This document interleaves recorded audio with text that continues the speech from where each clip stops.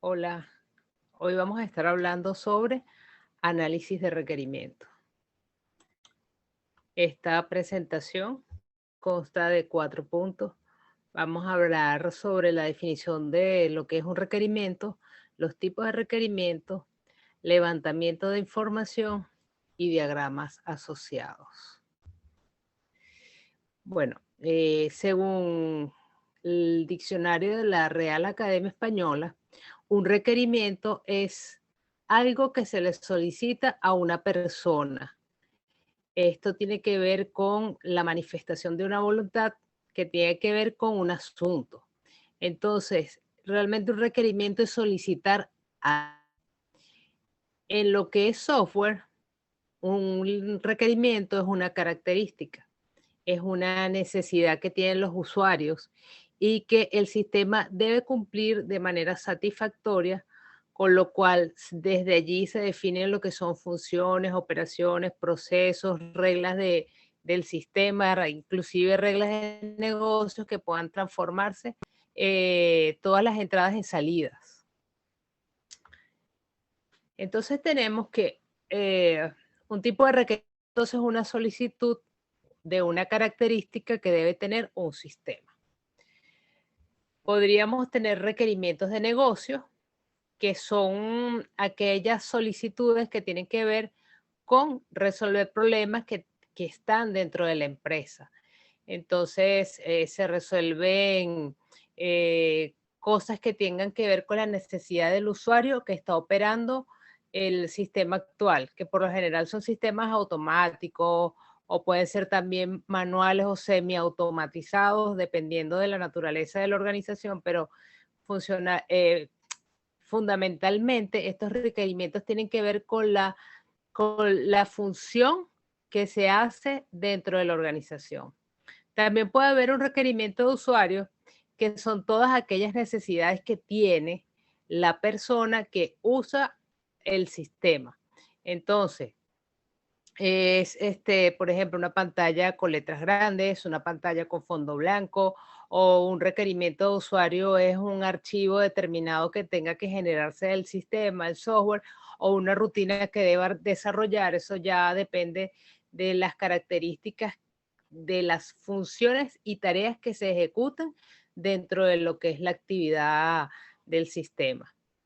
Después tenemos los requerimientos funcionales, que es cómo se supone que debería actuar o comportarse la aplicación, el sistema, el entorno, la web.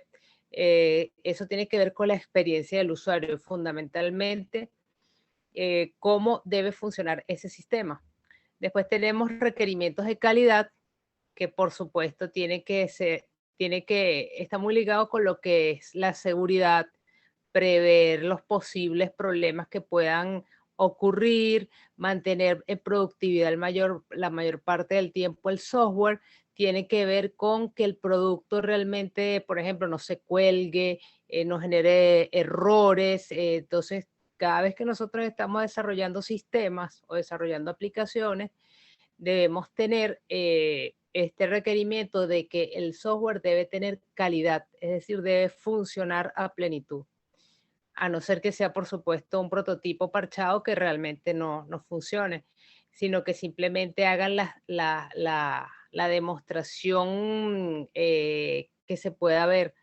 Para eso los prototipos son estructuras que se prueban, ¿no?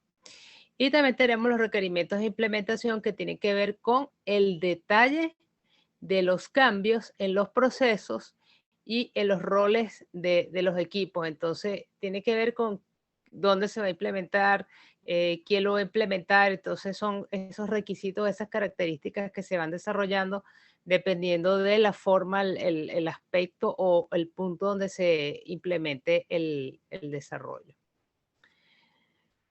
Tenemos características de los requerimientos que un requerimiento primero tiene que ser necesario.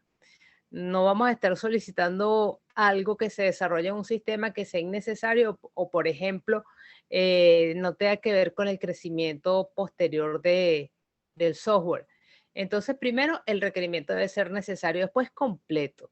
La característica de completez de los sistemas tiene que ver con que la información que nos den los usuarios tiene que ser lo suficientemente amplia para que pueda ser comprendida de manera rápida. Entonces, si yo quiero que el sistema me haga esto, entonces hay que preguntar al máximo para que el requerimiento quede completo y que realmente pueda satisfacer las expectativas del usuario.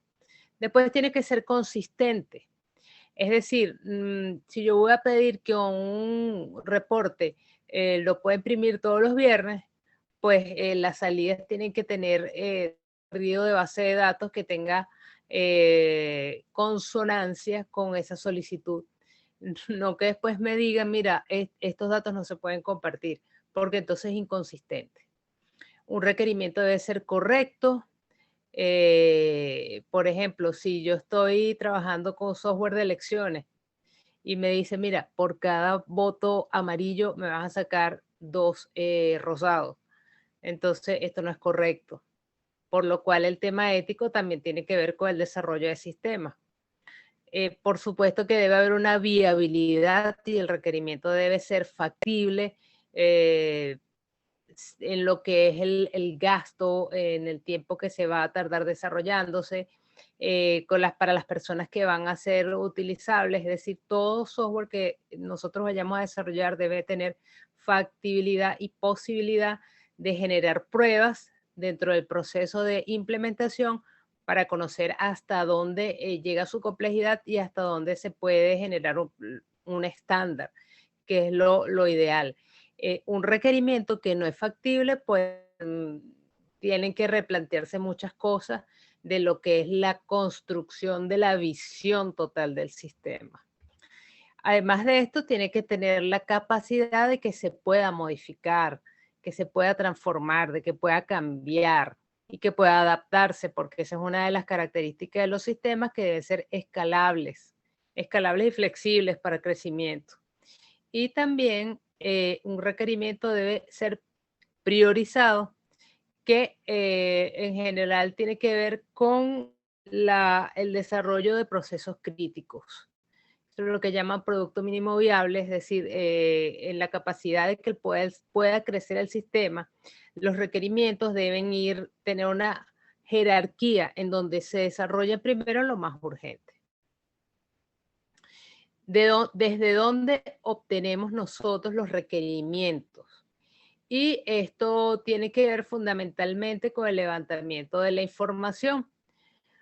Esto tiene que ver con que nosotros vamos a trabajar con los analistas, desarrollar el proyecto si nosotros somos los líderes y también con los usuarios finales. Bueno, también puede ser que necesitemos hablar con gerentes, con personas que tengan una jerarquía más alta, pero fundamentalmente debemos tener muy en claro para qué necesitamos el software o el sistema y estructurar un diagrama de Gantt o alguna estrategia que me permite calendarizar cuáles son las fechas de inicio, cuáles son las fechas de las entregas, hasta dónde puedo llegar el proyecto.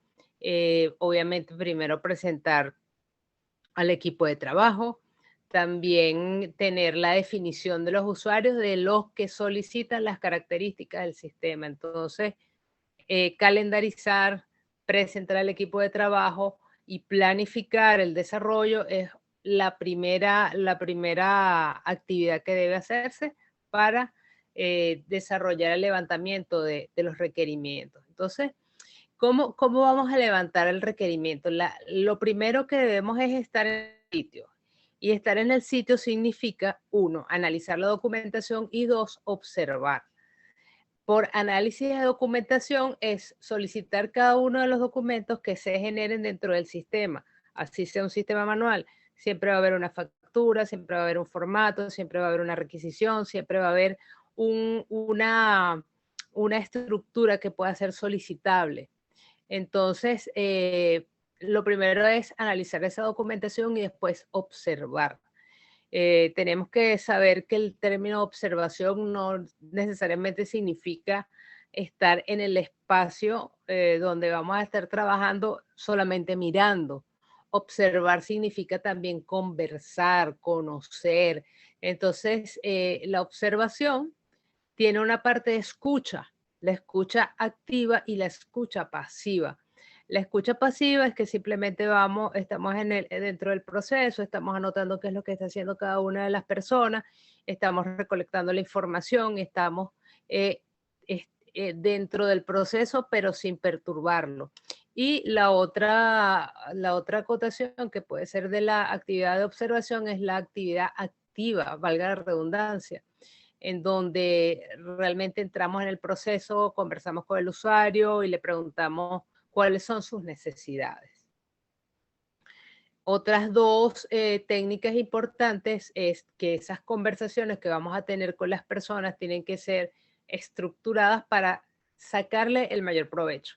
Pueden ser, por ejemplo, entrevistas. Y estas entrevistas se realizan a los usuarios claves, a las personas que van a utilizar el sistema, a las personas que lo están pagando, a las personas que necesitan información, con lo cual obtener estos testimonios de estas entrevistas son muy importantes. Y la mayor cantidad de información que podemos sacar de este proceso es que tomemos informantes que tengan un grado de asociación al sistema bastante cercano. Entonces, esto va a permitir que nos soliciten cosas que de repente no salen en las fases anteriores. Y por supuesto, la aplicación de cuestionarios, de encuestas, son siempre temas útiles porque ahí podemos tener una amplitud de la información que se nos está dando.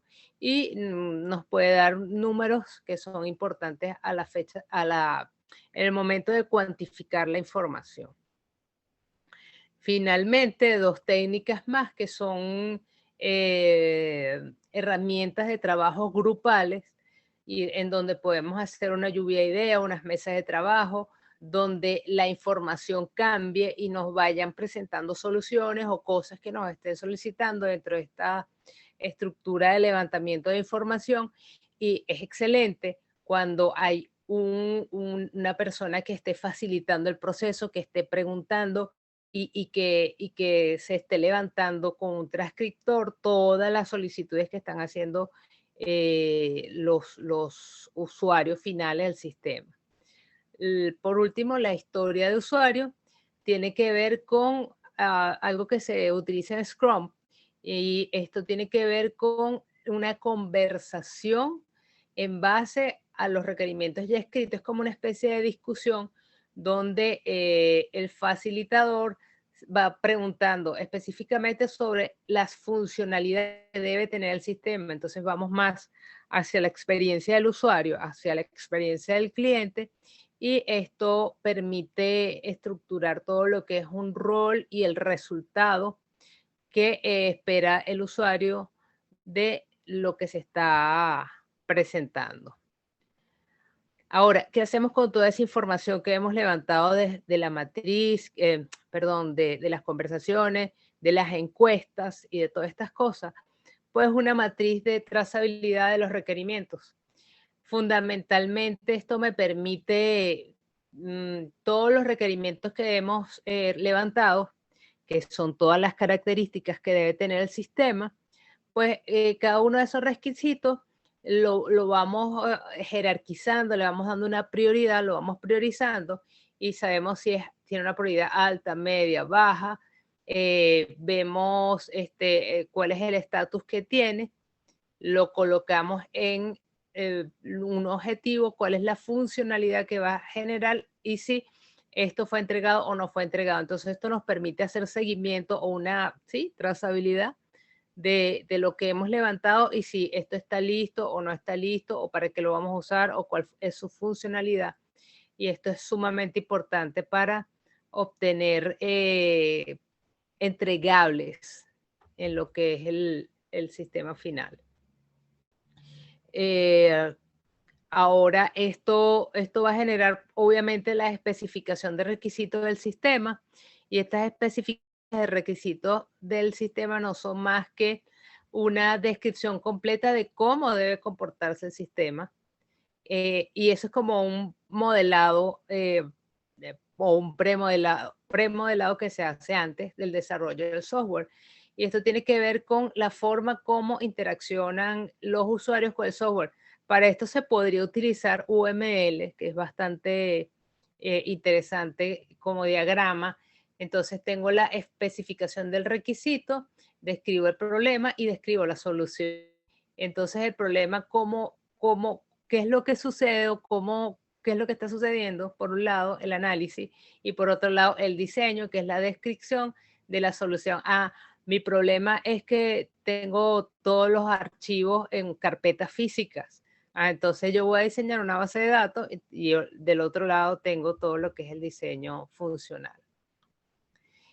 Y bueno, para cerrar, fundamentalmente analizar requerimientos es una parte de las más importantes para el desarrollo de sistemas, por cuanto es el levantamiento de la información y es lo que nosotros vamos a recolectar de los usuarios finales para poder desarrollar. Por lo cual esta fase hay que desarrollarla con mucho cuidado y sobre todo con mucha restricción, porque a partir de estas restricciones es que nosotros vamos a poner cortes dentro de lo que es el desarrollo del sistema, hasta dónde voy a llegar. Esos son los límites que salen de esos requisitos. Y además de eso son las características que va a tener el sistema nuevo. Entonces, esto hay que tomarlo muy en serio y hay que tomarlo muy en cuenta para cuando nosotros vamos a desarrollar, vamos a analizar, perdón. Sí, es porque esta es parte del análisis, pero lo otro tiene que ver con diseño e implementación.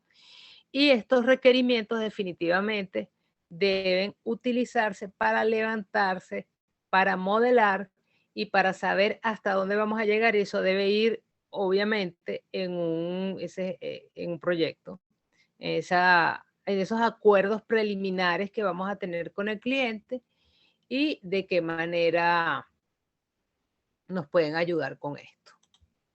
Entonces, espero que haya sido de utilidad esto y nos vemos en una próxima clase.